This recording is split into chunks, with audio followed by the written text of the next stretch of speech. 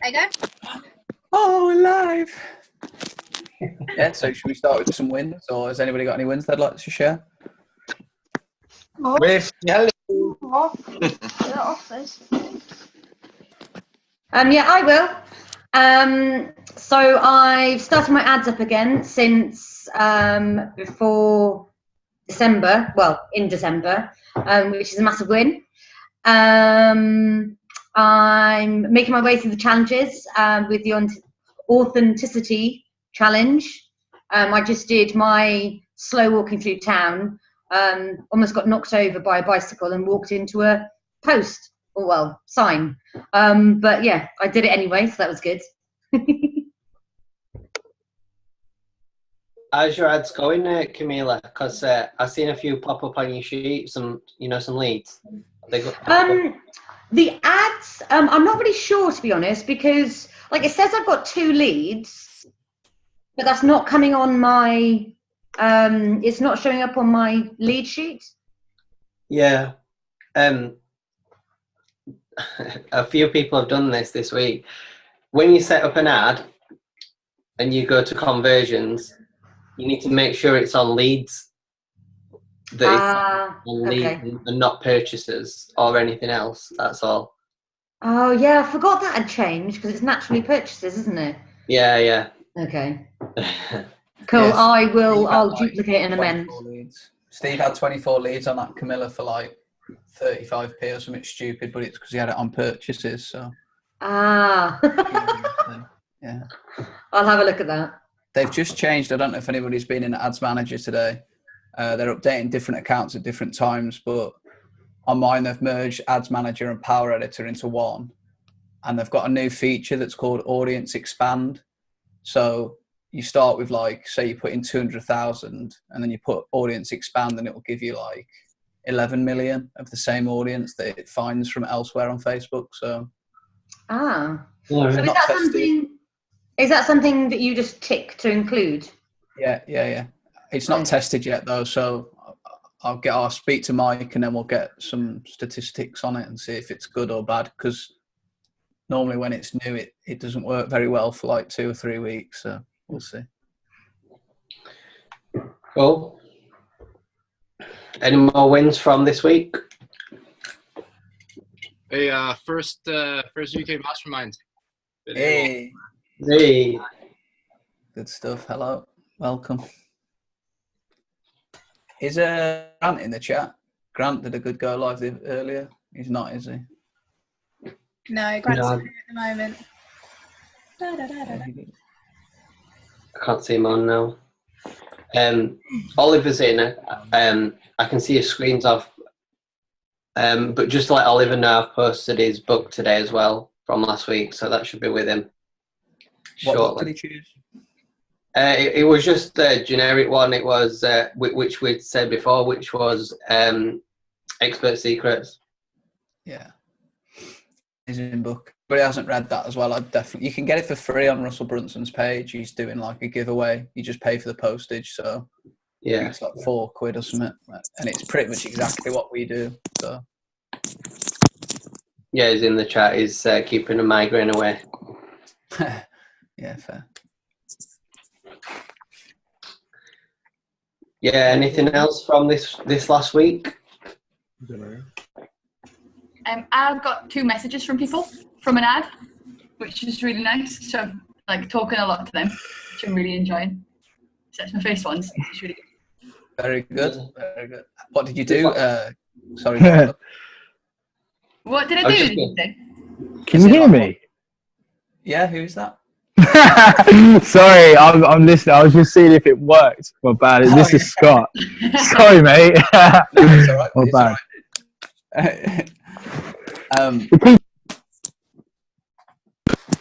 Yeah, Faye, what like sort of approach did you go with? As in, well, I did like what Nate does when you say like comments teach me. So they both did that, and then I got in touch with both of them. And one of them is I asked them about what they did with their life, and then explained like a really small amount about me. And then one of the guys is a online lawyer. Like he set up his own like law firm online just to do like property documentation for people. So he seems like he'd be really good. I think good person. And the person's just kind of like one-line answers. So we'll see how that goes. That's good. I tried that thing that David spoke about, like creating like a real connection with people. So rather than just like slapping them a link straight away, actually just talking to them. And to be fair, it's going like way better than I expected.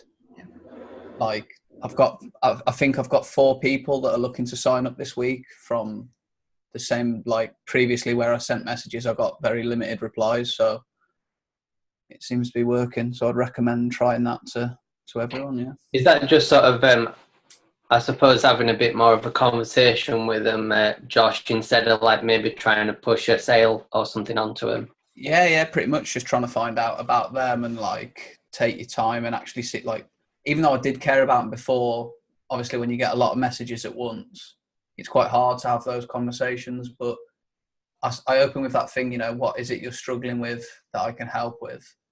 And then the people that respond generally do actually want to speak to you. So you can filter it out quite quickly. Yeah, I guess they might want to like sort of vent off a bit as well, and you can sort of help them with that, listen to them with that, and take it from there, I guess. Definitely works. It's good. I think quite a few people have got some wins this week in terms of joining David's group. And so whether you haven't completed his challenges just yet, I mean, just even joining that group is a step towards the kind of person you want to be, or like kind of changes you want to make. So everyone that's kind of joined that group, congratulations, and kind of get stuck in. I know Camilla's really enjoying it and kind of taking every challenge as it comes. So congratulations and well done. Definitely.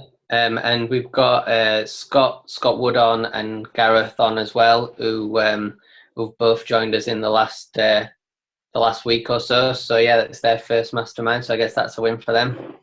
Yeah. Hello both. Welcome. Yeah. So should we jump into the PowerPoint? Yeah. Have you got the screen? You're going to do the screen share, Josh? Yeah, I can do a screen share too. So if you want to introduce what we're doing, Lilybeth or Adam, while I set this up, can you see this? Is this okay? Yeah. Cool. Here we go. Okay, guys. So I'm not sure how great my microphone's going to come through, but I'll just kind of shout at you and hope that you get what I'm saying. So last week we obviously spoke about kind of ads and split testing, and a few of kind of the leaders around the community. We see all of your ads quite a lot, and we just wanted to really talk to you today about more ad related kind of content and about kind of being creative and really kind of thinking outside the box and just trying to kind of make your ad stand out from the rest. So that's what today's about. And if you've got any kind of questions or any comments, just chip in where you can and want. Otherwise, we'll get going. Cool. Josh is controlling the PowerPoint for us today. Yeah. So, yeah. Right then, so how to improve your ads. So there's many ways, kind of, a lot of people are talking about ads at the moment, and a lot of people have got go lives that are kind of suggesting things. We've got the US masterminds that are recorded and posted in the files section as well. So if you haven't already watched Mary Tong's go live, she gives some great kind of golden nuggets into ads and what you should be targeting and kind of how to really attract the right people and get a lower cost per lead essentially. So if you haven't already, have a search in the Project Q1 Facebook group and check out Mary Tong's go live. Yeah, it's really not that long either. I think it's only like 8 minutes, 9 minutes. So it's definitely worth a catch up. On to the next one, yeah. Do you want me to take this one, Lilybeth, or? Yeah, go for it, mate. It's kind of confusing because I'm obviously pressing the buttons and you're talking. So yeah, we've got the next point is emojis. You'll see this is like a balancing act, because if you do too many, for one, Facebook doesn't like it probably won't approve the ad, and also it just looks like really spammy if it's just like, I don't know, like more than 5, I'd say. And I use them to break up text. So if you look at if you write an ad out and then you look through it and it looks really clunky and hard to read, if you just add in an emoji at the end of, say, like every second or so short sentence or third paragraph, it just flows so much easier. And more people, like my click-through rate that we spoke about last week, is much higher when I use emojis. And I know Adam uses emojis a lot. So how many would you say, Adam? Do you have like, do you just do visual or? Yeah, I would use one or two in the first sentence to grab attention, and then throughout I would probably use about 5 or 6 in total. Like you say, Josh, like with Facebook's rules, you can't really put an emoji at the end of it every single sentence. So just, probably about 5 or 6 emojis throughout the ad. And yeah, it does add personality. Everyone uses emojis these days. I would be more inclined to click on an ad if it had a couple of emojis than if it was just a block of text.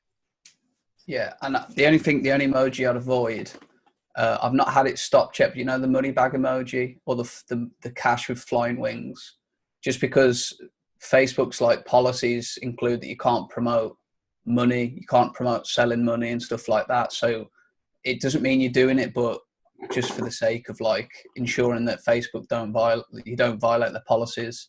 There's so many different ones you can use. I just avoid those. Yeah.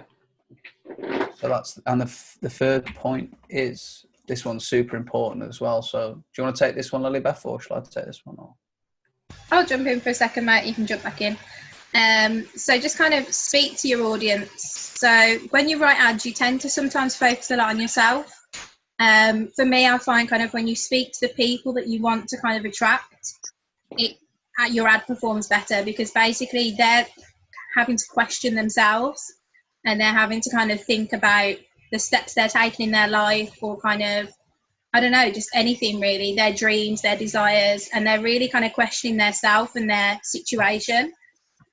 But yeah, so I just find that speaking directly to your audience kind of helps an ad perform better. Josh, your take on it? Yeah, I think using a really easy way to do it is to just use words like we and us.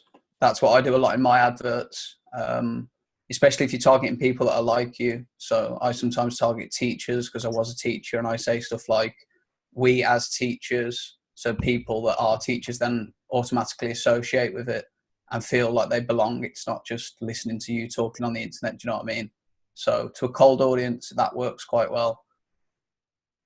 Yeah, I guess it's like you're having a conversation with them, really. You know, a couple of questions in there as well, like you say, Josh, like if you said something like how do we feel when this happens, or something like that.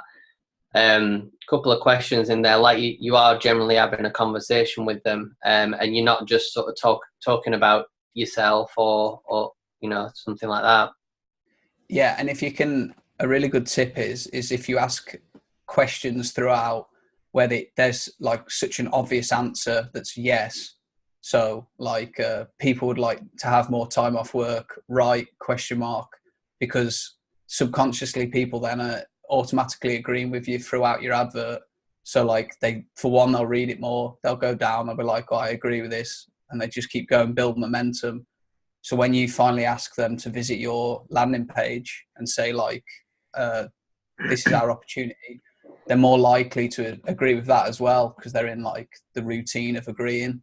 And I've tested this quite a lot. So if you've seen my ads, the first sentence is pretty much always a question with an obvious answer, just because it works. And it says that in Expert Secrets, I think, or I've picked up some. It does, Josh. That it talks about it when he's selling a webinar. I mean, this is a different scenario, but when Russell Brunson's selling his webinars, he'll ask between 5 or 10 questions, for example, like Josh has done there, and each answer to the questions across the audience is generally yes. So then by the time of the end of it, he's got 5 or 10 yeses, and people are already dying to find out what the next call to action is. Yeah, it just adds to flow as well. It just makes your advert like they feel involved. They're like, oh, I know this. People like to know things. People like to be right. So yeah, that's a pretty good way. Just before we move on to the next bullet point, guys, just as a quick example, that's probably the most famous. Can you see it? So Britain wants you. So it's probably the most famous example of speaking to your audience. They're directly saying, we want you. And that's kind of what you need to do. You need to tell people that you want them. You need them to join your team and you want to work with them. You want to improve their future. And you want to help kind of them to get financial future, financial freedom and location freedom, etc. So yeah, just kind of really speak to your audience. Yeah, definitely. I think the next one is it's facts and numbers. And I think is Sharice in the chat. I'm pretty sure Sharice spoke about this on a. Is it Sharice? Yeah. Is she in the chat? I'm not sure. I can only see 5 people because of the way. Oh yeah, yeah, I'm here. Oh, hello. Hi, Josh. Did you bring this up, Sharice? Sorry? Did you bring this up in one of your adverts about facts and numbers? Yeah, I did. Just because people do like them for some reason. They don't always necessarily understand them, but I think a lot of people see facts and figures and think, oh, well, it's definite. This has to, this is fact. This is true. This is obviously what's happening. And sometimes, as we all know, some of those facts and figures aren't always correct or accurate, but it does draw people's attention because I think that people see the facts and figures and automatically are sort of bought into the fact that whoever's writing this must know what they're talking about to get all these facts and figures. So therefore, you've kind of already sold them on that because they're thinking, well, you must know your stuff because you've got all these facts and figures. So just giving that one a try really and see how that one goes. So, have you run that advert yet, Sharice? I haven't. Yeah, I've had some issues with my ad account, but I'm getting that sorted. So hopefully, Adam, I'll get that sorted today. As we were talking earlier, I can get that on tonight. So I want to see how it was. I actually did put it as a post, Josh, which is probably why you've seen it, with the intention to then use the existing post as an ad. Yeah. But like I said, I had some issues with my business manager that I'm sorting out. So hopefully that will go out, and I'll let you all know how I got on with that one. Yeah, please do. I think the fact that I remember it and it wasn't even an advert speaks quite a lot because I don't remember that many things. So, yeah, that's good. And what you said about seeming like an authority, people also like that as well when you're in like an industry where some people aren't and they sell you like things that aren't good. And obviously what we sell is life-changing really. So if you can add that in and people then associate you with being the authority figure, it's good long term. So I really like it. And it doesn't have to be super crazy, does it? It can just be like 40% or no. Yeah, something like, I think something that I saw was like, I don't know, like you could put in your headline or something and then say 70% of people in the UK are not happy with their job. And then it does get people thinking because they think, well, yeah, I'm in that 70% of people, and I'll keep reading and see what this guy's got to offer. Yeah, definitely. I really like that. I don't do that enough, I don't think, so I'm definitely going to take that away. So, perfect. Do you want to take this one, Lilybeth or Adam? Yeah, so generate curiosity. So yeah, I guess this means sort of giving people little drips of information along your ad.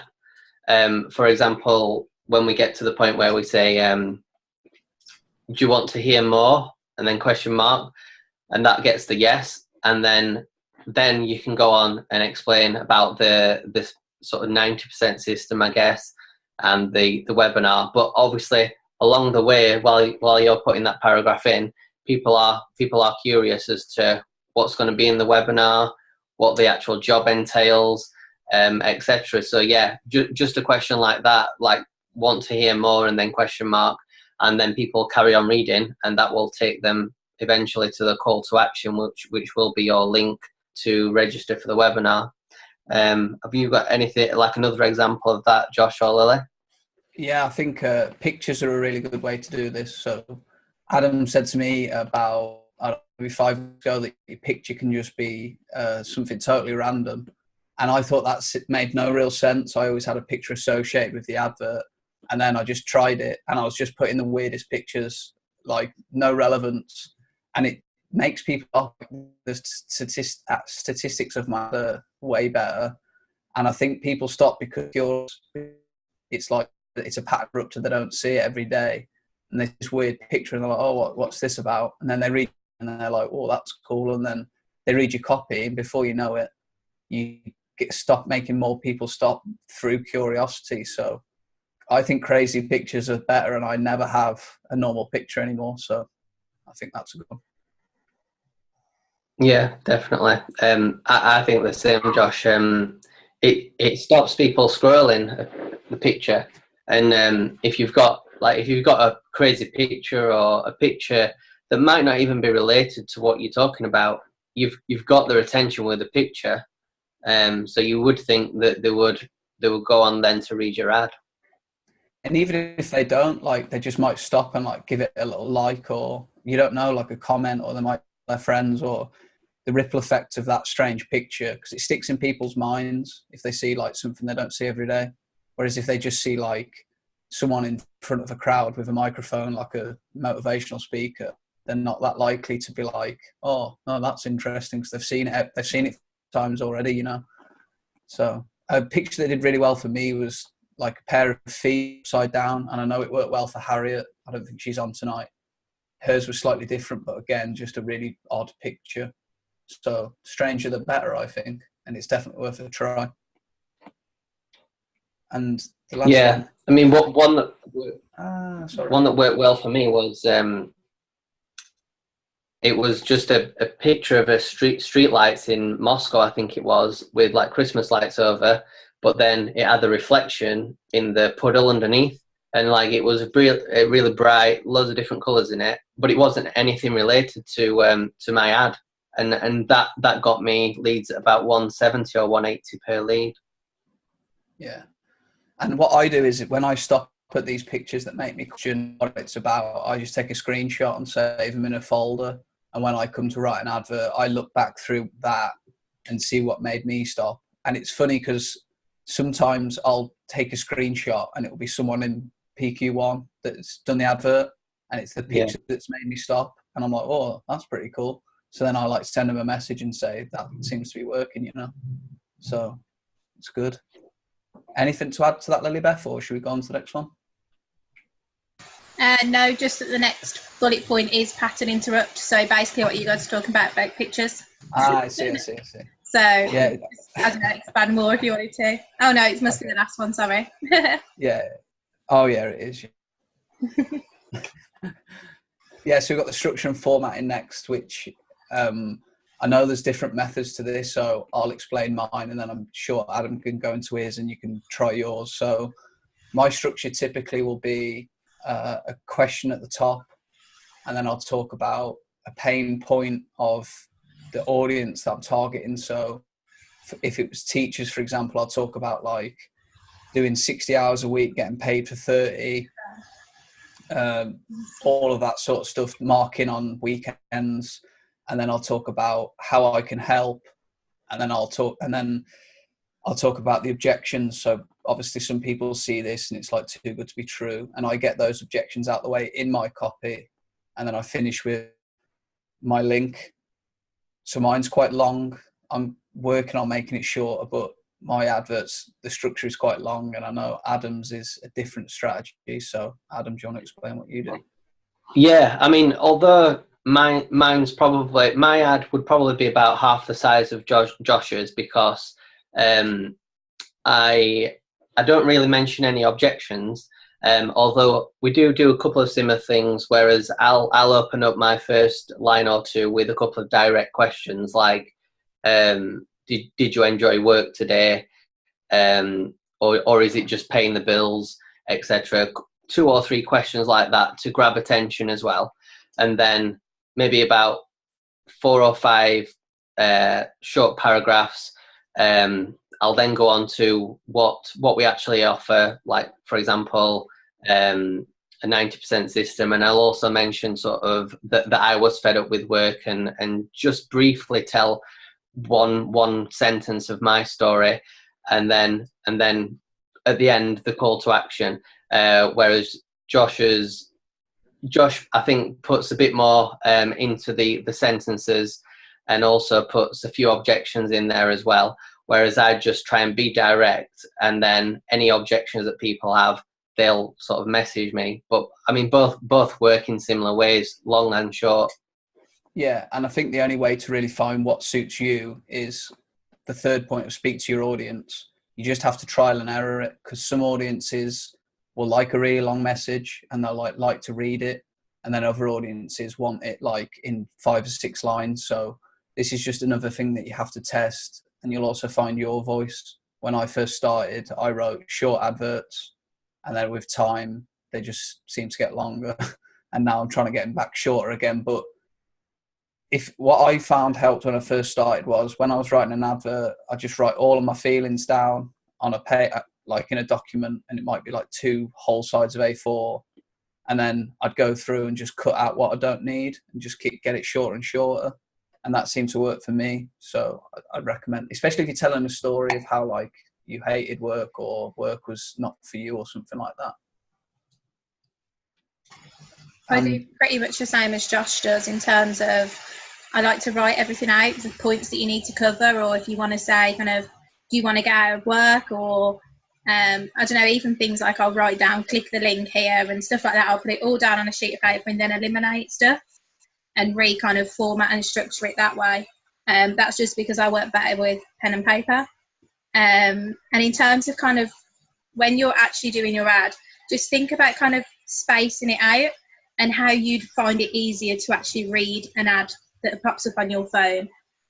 So the first line, I usually like to put like a title, or as the lads say, kind of a question at the top, something that really kind of catches someone's eye, and then just try and kind of, I don't know, press enter between every other line, just so that it gives it a little bit more space and it's not all crammed into one area. Yeah, I think I definitely like that, Lilybeth, where you split it up. You just got to put yourself in their shoes and see if they'd read it, because I read some of my ads and I'm like, whoa, I can't believe I actually ran that. But again, practice. And a really good way of structuring is when we did the Epiphany Bridge story, was that 2 weeks ago now on the Mastermind? When we did that, when you do that on Go Lives, you can do the exact same thing into your advert. Just write the advert, the same structure, and the way it flows is really good. And I do that a lot as well. And those adverts generally do pretty well. So I'd definitely try that. But again, just practice, trial and error, using your budget wisely. So, and the last one, we've spoke about it a bit. This is sort of what we were talking about with curiosity, but the pattern interrupts is exactly as it says. People are spending so much time on social media that if your picture is run of the mill and it's the same, it's not really going to stand out. So, and we always talk about people stopping to read your advert in terms of how many leads you're going to get. So if you've got less people stopping, it obviously means less leads. So a good thing, Adam, if you want to explain what you do with Unsplash. Yeah, with unsplash.com, which I use and I always bang on about it. But yeah, I mean, not everyone's got the time, but what I used to do, what I do with my ads is say I have a spare 15 minutes, just have a look on it, scroll and scroll and scroll until something catches my eye. And if that catches my eye, I mean, it might not catch my audience's eye, but I think if something catches my eye, I'll save it and I'll keep scrolling and scrolling and scrolling until maybe I find another one, and just save all those photos up for ads. But another thing as well, apart from that, is just try it on your phone. Sometimes just have a look through Facebook and scroll and scroll and scroll until an ad catches your eye, and have a look at that ad, how it's structured, what caught your eye. Was it the picture? Was it the headline? And try and get some tips from that, because there's obviously Facebook ads pop up all the time, not just with what we do, but with everything really, with online courses, you know, anything really. So yeah, that's what I do as well. Just scroll through Facebook. If something catches my eye, have a look at that ad, how it's structured and what caught my eye. Was it the picture? Was it the headline, etc.? Yeah, you can get an application for Google Chrome, I'll pop it in the group chats after. It's called Turbo Finder. And when you turn it on, it just filters your Facebook feed to just adverts. So if I'm struggling for ideas or I don't know where to go, I just turn that on and spend like half an hour flicking through all of the adverts and do exactly what Adam says. And it's funny because there's certain adverts that I always stop at that just resonate with me. And I know Adam stops at them too. And they're not actually that, I don't know how it seems to work, but it's like the same structure. And when you read the story, it's just nonsense. It's not even interesting, but the way it captures me works. So I've just started doing that. And is that the, like, for example, if anyone follows football, the football stories? Yeah, exactly that, yeah. And what they do is they put up a really dramatic headline, don't they, Josh? Yeah. And the story is nothing really, but the headline is so dramatic that it makes you click on it and read more. Yeah. And I guess that's something, really go for a good dramatic headline, whether that be a question or just a general headline. Your first line or your first two lines, really go for it in that point, make that the strongest part of your ad and be dramatic with it. And then that will grab people's attention, as well as if you've got a good picture as well, and they'll keep reading. Yeah. If you can add an emotion into the headline, so like this story will make you smile, this story will make you cry, what happened here will give you goosebumps. I thought that didn't work, but then all of the adverts that I save literally say those like variants on the emotions, so it does work, you just don't realize it. So try that. And yeah, I use that gives you goosebumps one a lot now, and to be fair, they're converting really well, so I'd definitely try that. So I think we'll go on to the next slide. It's oh, sorry, I've completely missed a line here. It's on delay, but yeah. So the last bit is add a bit of you in there. So Lilybeth, this is something I know you're very good at. So yeah. So again, guys, kind of we've spoke about your stories and the Epiphany Bridge and all of that kind of stuff a lot recently, and it is just people listen to people and people believe people. So add a bit of you in there and kind of tell them, like, talk to them. Do you want change? I did. And just really kind of relate the two. And the more that you believe in the ad and the more that you're in the ad, the more people will click on it, the more they'll believe it, and the more they'll kind of want to join you in your journey and start their own. Yeah, couldn't agree more. If you've got adverts that are out there that are like selling trainers and it's like these trainers are new, it's like, but if you've got an advert out there that's a story that's compelling from a real person, it's like, whoa. And it's like really, it's way more likely people will read it. So I really like that. And the Epiphany Bridge story, easiest way to do that. The next bit, we've got some copies that we've taken from one, I think two are Richard's, one is mine. And it's just to give some examples of what we spoke about. So the first one is this. And this is one from Richard. And do you want to take this away, Lily? Because I don't know the order of how these words are going to come in. Yeah, mate, if you just click click twice. One by one. Yeah, they'll come in one by one. Cool. So generally kind of the part of Richard's kind of content here is really good. Like if you actually read it, it's kind of captivating, it kind of draws you in. Richard talks about himself a lot and says, I will take you from where you are now. And he's speaking to the person, and it does really kind of capture you, and it makes you want to kind of join him and start your own journey and really push forward from where you are now. So the actual copy in this ad is really, really good. However, when we click through it, if you want to click through, Josh, when we click through, you'll see that kind of, to start with, if you were scrolling through Facebook, would you stop? That's what you've got to ask yourself. There's nothing that kind of catches your attention at the top. No kind of capitals, no question, no title. So it just kind of, I don't know, it just looks like a block of text. And next. So yeah, kind of again, space out the text, make it easier to read and easier to digest for people. And then also there's no emojis in there. So it just looks a little bit kind of, I don't know, it doesn't look as playful, as inviting. And yeah, for me personally, it's I don't know, it just needs to be kind of more welcoming, I'd say. Next we have the photo. So I believe the photo is quite capturing. It's very bright, it's very bright, vibrant. And I personally stopped on this post of Richard's because I was like, oh, what's that? What's he done now? And I wanted to see how he'd edited his photo. I wanted to see what it said on there. However, as Richard would tell you himself, the text on the photo actually kind of prevents how well it performs. So I think he said that if he was to run that as an ad, it would limit him by 70%, wasn't it, Josh? Yeah. Yeah, so he'd only have a reach of 30% of who he was actually trying to target because of the text that he's got on that photo. So it's really kind of, it's great to have text on your photos, kind of, it does catch people's eyes. But if you're going to limit your market by a substantial amount, then just take it off. And then last but not least, Josh and Richard spoke about this today. Richard's button here is the send a message button. And I think they actually believe that the learn more button works better. So that's Richard's ad. If Adam or Josh or Richard have anything to add on that.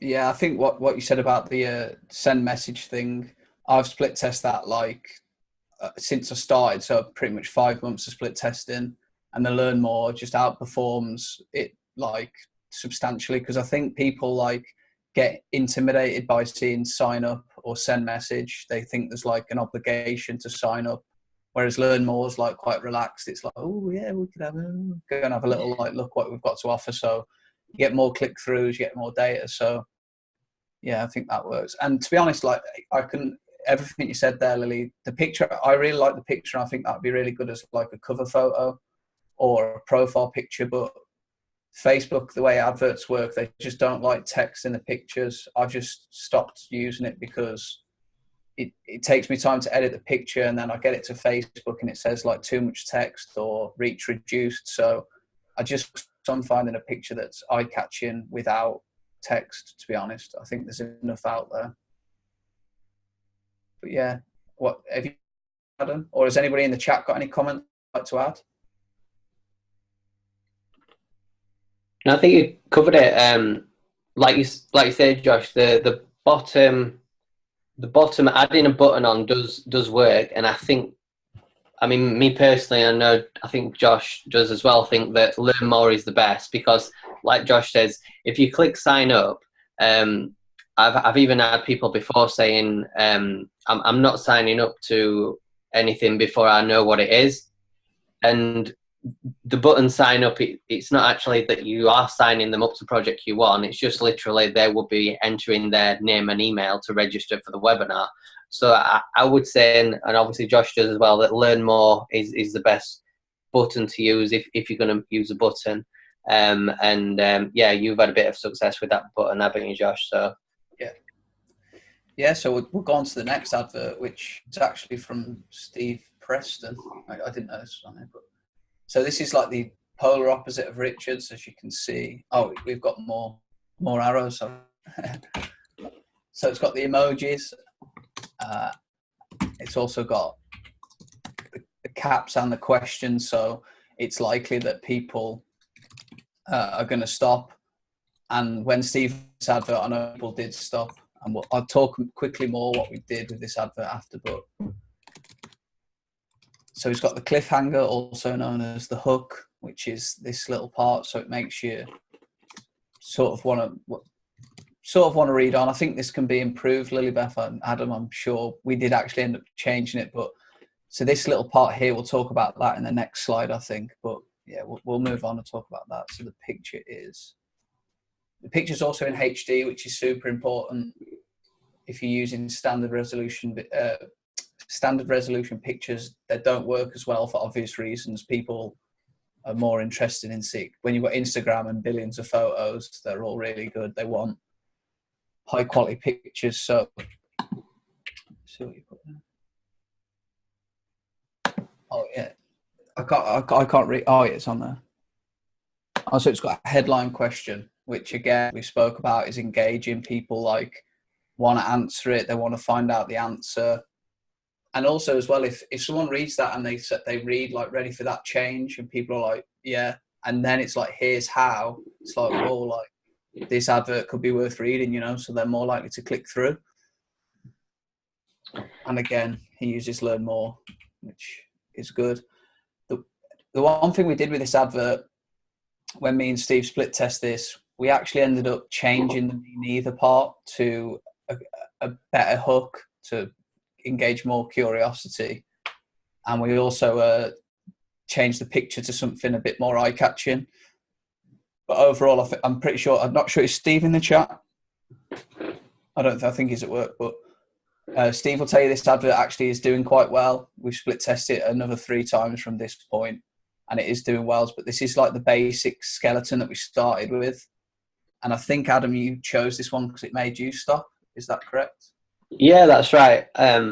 Number one, the picture, but number two, there's not many words at all in the top part there, but it grabbed me straight away because what Steve's doing is he's resonating with people as well. He's not just saying, are you enjoying your job right now?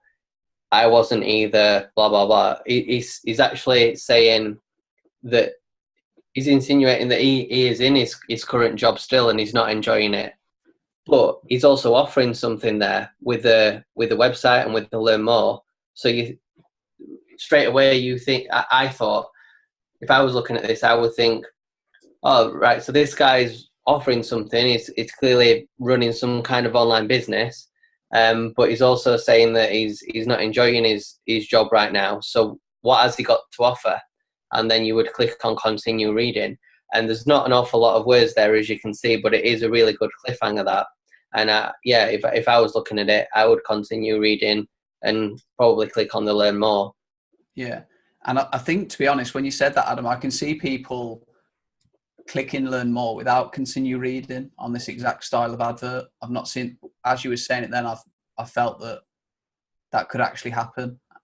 So maybe it did. Yeah. Like we got some really good statistics back from this advert. So it works. And if you notice how simple it is, I think that's something that I overlooked for a long time. I thought adverts had to be really like handcrafted, amazing like work, but really if the message is right and it's presented simply, it's probably more effective. So yeah. And he's also, to me, creating a bit of curiosity because he's thrown a couple of globes in, and you would think, well, what has a globe got to do with this opportunity? And obviously if you keep reading, you may find that it's like an opportunity where you can travel. I don't know if he's thrown them in because of that. This is the thing, it's hooked me. I'm curious. Why has he thrown the globes in? Yeah, that's really interesting. I never thought of it that way, but yeah, that does actually make loads of sense. So yeah, it's good. It's a good advert. And Steve's working hard to do this, so this isn't happen by chance. It's through practice and asking. And when you're looking to write adverts, if you just ask other people for advice, obviously we do it on a mastermind, but if I've ever got a spare time, I'll just quickly drop you some comments on adverts. And I think what me and my team do, we have Evernote, and we just put all of our adverts in one place, so everyone can go in at any time and look at what we're up to and look at how our pictures are doing and stuff. So if you get a team of 3 or 4 of anyone you want, just collaborate on adverts. They come out of a higher quality, I think. So that's another takeaway as well. So these are 2 adverts that I wrote, and I just quickly like to talk about which one did better and why. And if anybody's got any input as to which they think did better and why, then I think we'll do it that way.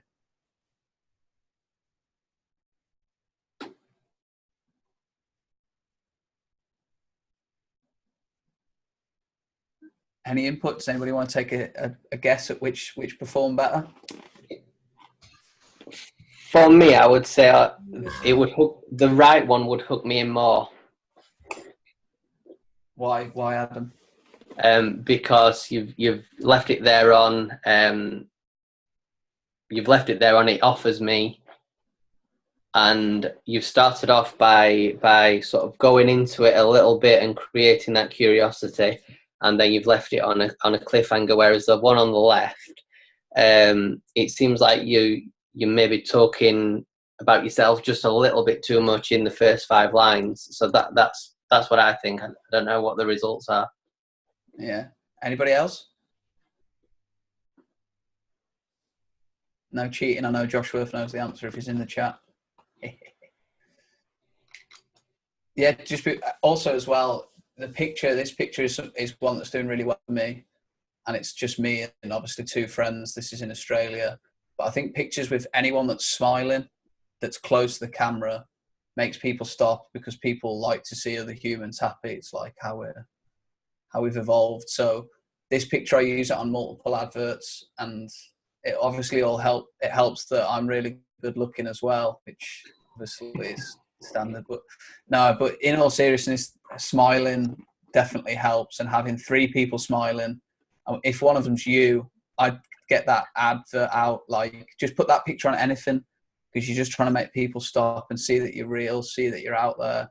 And I actually ended up making that picture my profile picture because it performed so well. So, and the advert that actually did better was the right one, Adam. So yeah, anyone who guessed that, congrats. And it is literally that, like that. It offers me ... turn this advert. I started with it on the left, and it was doing leads at about £5.50, and the advert on the right was doing leads for about £2.70. So it literally halved my ad cost from changing. It's the exact story. Nothing else has changed except for that little bit of structure. So that little part with the ... is called the hook. And if you get Expert Secrets, there's a whole 3-page spread on how to write those hooks effectively. And since I've got that, my ad cost, lead cost has come right down. So I definitely recommend that. And James has just put in the chat that the guys have got a red top on, which sounds strange, but we've sort of read a few things, haven't we, Josh, where red seems to hook people in more. It catches their eye more. I think it was Rob Brotigham that mentioned to me that all the fast food chains always use red and maybe yellow as well. And I Googled it, fast food companies or something, and went in Google Images, and just about every one from the UK and US fast food chains had red in the logo. So yeah, that seems to work. If you've got a red top or something red in your picture or something like that, or a red emoji, that's what I try and stick in. Yeah, I didn't even think about that, but that is true, yeah. And also notice that I didn't use emojis in this ad, so it's not, you don't have to use them. It's not like imperative. It just depends on your style of advert. So, but if I was to write it again, I probably would put at the top where I'm an online marketer, I'd probably put the red exclamation mark or something red like that. So, but yeah, it's just interesting to me. This is why I like writing adverts, because that little change can make a big difference. So it's all about testing and practice and improving. It's a skill set at the end of the day. Writing adverts is not something that I've got a copy of my first advert. If anybody wants to see that, it's pretty horrific. So this is just a skill that you build, and eventually you'll start seeing advert ideas everywhere you go. So just keep working at it, keep asking for help. Anything you'd like to add, guys, before we move on? No, I think we covered it, I think. Cool. So this is just a final roundup. Oh, that's cool. So these are just a quick 4-part checklist of what to ask yourself before you create an ad. So it's pretty much everything we've just covered. So will it catch your attention? Does it stand out? And have you followed the tips from the first slide? So go back and double check that. Maybe print it out until you've got it down. And then the final part is, check out the hooks from Expert Secrets. I can't recommend that bit enough. The first 50 words is really important, and that page there will give you the keys to the door, as it were. So yeah, I mean, I would say as well, if anyone hasn't got Expert Secrets and they want to write an ad today or tomorrow, just do a quick Google or something like that, like Facebook ad hooks, and I'm sure there'll be plenty of information on there, which will sort of give you, a bit of information and ideas as well. Put ideas into your head, how you could put that into your ad. Yeah. And one thing I would say about adverts is just be as creative as possible. There is no, as long as you're within the Facebook rules and you're not like advertising alcohol or anything like that, that you can pretty much just trial and error anything. I've written adverts that are like ridiculously crazy, and some of them haven't worked, some of them have done really well. So I like trying them. I don't think there's this is just to help, you know. But if you see an advert that you want to write and it's about something completely outside of these guidelines, just try it. Just don't get attached to it. That's what I would say. Be objective and don't go like chasing an advert that you believe in that doesn't work, you know. So kind of what we spoke about last week. Just to touch on Colin's question in the chat, he's posted a question basically asking about whether you can use like beer and alcohol within the photos.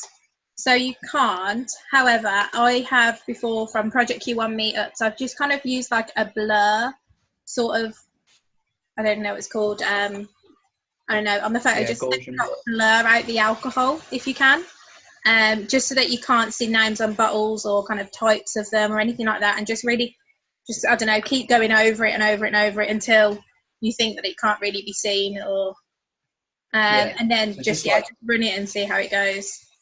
Yeah, so like these pictures here, these are Captain Morgan's bottles, but I just photoshopped it to all yellow, and obviously this works. But yeah, just don't put in your pictures, don't put money signs either. They don't like money signs, alcohol, just pretty much anything that's like a vice. Don't just avoid that. There's so many pictures you can use that are legit, but it will normally tell you before you run your advert. At the bottom it will say in orange, this ad may not run because of, and if you get that, I just wouldn't run the advert. I'd just try something else. I don't know if you've had that before, Adam. I've had it with adverts where the images got too much text on. Yeah, I've had it a couple of times, probably in the first couple of ads that I ran, when I didn't realise that Facebook didn't like texting ads. I don't know why they don't like it, but yeah, I would stay away from texting ads because they won't deliver to the audience properly. Yeah. And for some reason as well, if you get that message that says it may not run, it might not matter that you change the picture. Facebook just flags the whole advert. So just take it off and just start a new campaign and just start again. There's no need to put it out there for Facebook to turn it off, you know. You just can start again. It takes you another 5 minutes. And yeah, I think, has anybody got any questions, or do you want to add anything, guys? Or no, I think that sort of checklist at the end is something that I would use myself, definitely, and go to that before I decide to run an ad, because they are the main things. I mean, they're all based on your opinion. So if I was running an ad, I would ask myself all them 4 questions. They're all based on my opinion. So have someone else look at an ad. 2 or 3 people's opinion are better than one. They might pick up on something that you've not picked up on, and then run the ad. And if it doesn't work, just going back to what we discussed last week, the only people that can tell you if it's working is the audience or Facebook with the stats. So if it's not working, don't get too disheartened. There's plenty more ads you can run that you can think up of, and just keep digging for that killer ad.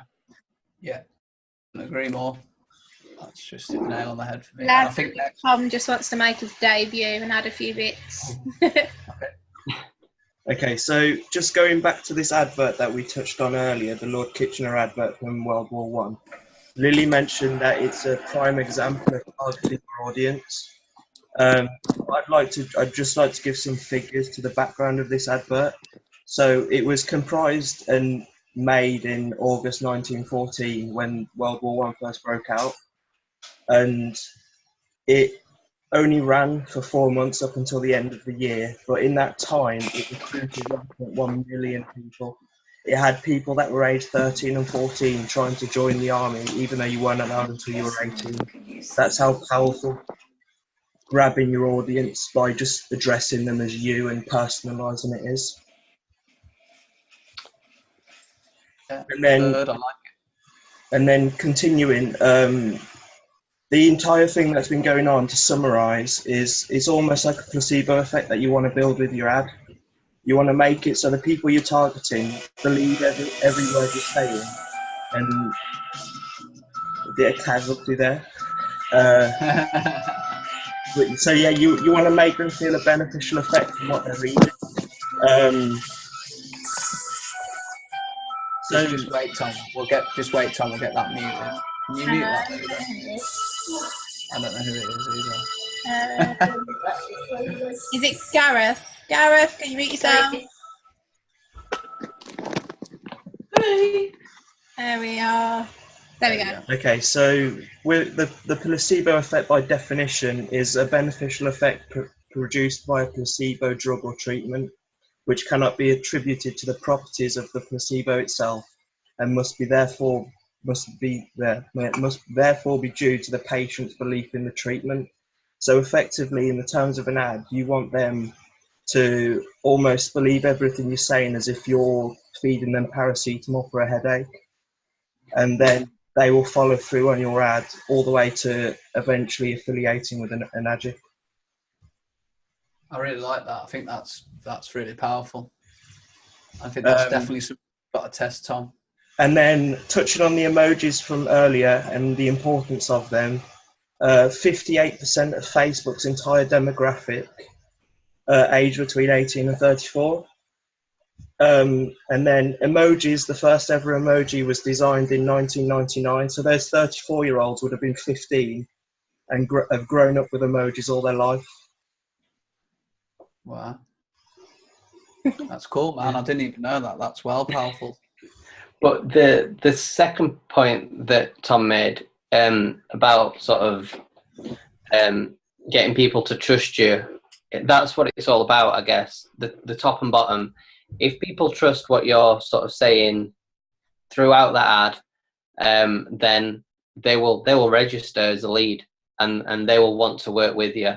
So yeah, that was a good point as well. Yeah, I think honesty and clarity is like just everything, because there's so many like terrible schemes out there that are just looking to make people, well, take money off people. So we obviously don't have that problem. We've got the best project, well, best thing you can really do on the internet, in my opinion. So all your advert, a good way of sending some adverts out, what I do is just pretty much convince people of that exact thing and spend time working on what they don't believe in and then go through it that way. So yeah, I think that's a good way. But yeah, thank you for that, Tom. That was powerful. Any questions or anything, or is that all sounding all right? Oh, I've just stopped the share. Rip. Yeah, I think that's guys. Yeah, let's get these ads blasted out. Nobody got any questions? Come on, guys. I know someone wants to ask a question. Colin, you're scratching your head. What you got to say, mate? Yeah, okay. How about this one? This is one I was thinking about for a while, and I was just sort of trying to figure out how I wanted to say it. But let's say we're putting out a bunch of ads, and we're using a technique that is generating a lot of conversions. A lot of people are seeing our ads, and a lot of people are, I think Josh was saying earlier, he's putting out a lot of simpler ads, so you're getting a lot of leads. But is there a way, or have we been able to quantify the quality of the leads we've been getting? So sure, we can get 50 leads with this really simple ad, but then what if we had a more complex or a different type of ad that took in 10 leads, but then 5 of those guys would actually sign up, whereas the 50 leads and the other one, maybe 1 person would sign up? Have we been able to balance that or figure out, or does it not matter? That's what I was trying to... That's me and you, I guess, isn't it, Josh? Yeah. it's sort of like it comes down to price then, because I run adverts that I know the lead's going to be expensive, but I also know that they're qualified through the targeting I'm doing and the way I write my advert. It's like a long copy, so I know people that get to the bottom are really interested. So I've had signups that way, but I get less leads. So say I get, for example, 100 leads and get 2 signups, or 4 or 5 or whatever it is. Adam does the shotgun approach sort of thing, where it's broader, brings lots of people in, but it's cheaper, so it's the same sort of price, if you get me. So you can go at it 2 different ways. Thanks very much. Bye. You can sort of go at it 2 ways. You can take the high quality. Bye.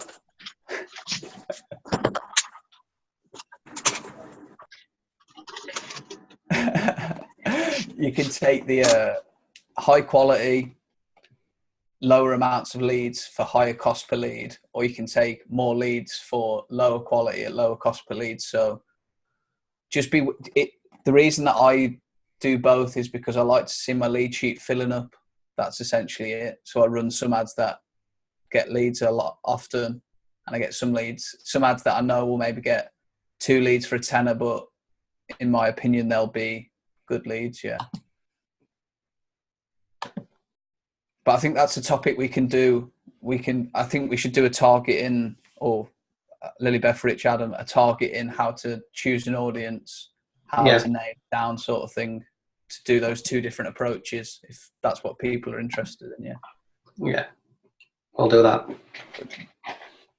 Very good question. That's something that I wanted to know straight away as well. So I'll show you some tips, Colin, if you want to message me on how I do that, or we'll do it in the mastermind next week. Perfect, man. Share with everybody. Good stuff. Anybody else? Any more? I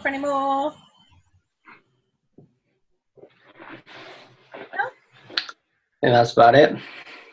Fine, guys, we'll wrap it up for this week. Next week we'll be back to normal day, Wednesday, 8 o'clock. And if you've got any kind of questions in the meantime, pop anyone a message. And if you've got any topics that you want covering, me, Adam, Josh, Rich, we're running out of ideas, so please drop us a message. Right, guys, we'll see you next week. Bye. Have a good Valentine's Day. Ciao. See ya.